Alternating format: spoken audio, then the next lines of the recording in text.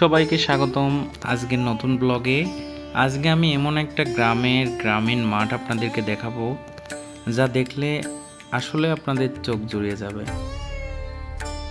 বাংলার বুকে এক টুকরো স্বপ্ন যেন লুকিয়ে আছে এখানে, যেন কেউ খুব যত্ন করে সাজিয়ে দিয়েছে প্রকৃতির রং তুলিতে।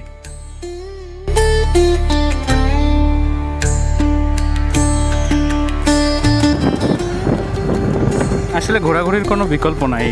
একটু সময় ফ্রি পেলে সবারই উচিত এই সুন্দর পৃথিবীটাকে ঘুরে দেখা। আমি গ্রামকে অনেক ভালোবাসি, এই জন্য আমি গ্রামে থাকি এবং যতটুকু সম্ভব ঘোরার চেষ্টা করি। বিশেষ করে প্রতিটা বিকাল আমি কাজে লাগানোর চেষ্টা করি। সেটা হলো এই সুন্দর মনোরম সবুজ পরিবেশের মধ্যে নিজেকে মিশিয়ে নিয়ে এই সবুজের সাথে নিজেকে। আমার ভালো লাগে এটা। আমার মনে হয় সারাদিনের ব্যস্ততা, সারাদিনের সকল কাজ শেষে যদি এতটুকু নিজেকে যদি না দেওয়া যায়, আসলে নিজের সাথেই নিজেকে ঠকানো হয় আমার মনে হয়।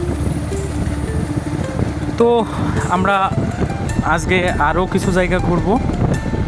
এখন আমরা আসি হলো বগুড়া এবং কামারিয়া, এই দুটো গ্রামের মাঝখানে যে মাঠ, সে মাঠের মধ্যে।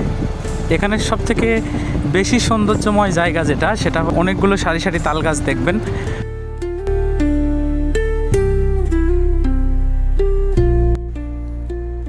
এই এক টুকরো নীরবতাই বলে দেয় সৌন্দর্য কোনো কৃত্রিম আলোই নয়, সৌন্দর্য লুকিয়ে থাকে এমন নিভৃত কোনো প্রান্তরে। এই সুন্দর পরিবেশের মধ্যে ঘুরতে ঘুরতে বারবার একটি গান মনে পড়ে যায় কবিগুরু রবীন্দ্রনাথ ঠাকুরের।